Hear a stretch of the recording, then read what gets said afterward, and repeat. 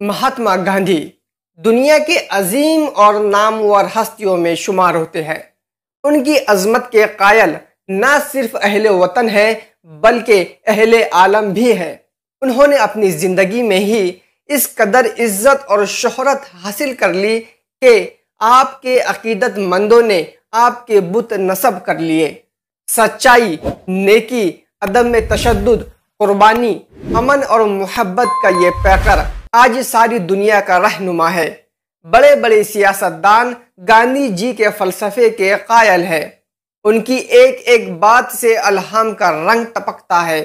सारा जहान आपका लोहा मानता है।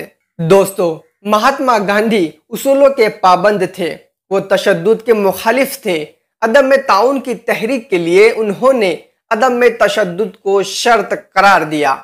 यही वजह है कि जब चोरा चोरी वाकयात में बिहार के कुछ लोगों ने जोश में आकर वहां के थानेदार सिपाहियों को कत्ल कर दिया तो महात्मा गांधी ने उसूलों की खातिर तहरीक अदम में ताउन को बंद करने का ऐलान कर दिया। गांधी जी ने छूत अछूत पर खास जोर दिया। आपकी तालीम यह है कि तमाम इंसान बिला लिहाज मजहब व मिल्लत, रंग व जात बराबर है। नाजरीन, स्वदेशी का प्रचार महात्मा गांधी की नज़र में बहुत अहम था। वो खादी को हिंदुस्तान की नजात का जरिया समझते थे। आपके नज़दीक चरखा हिंदुस्तान की देहाती सनतों का मरकज था।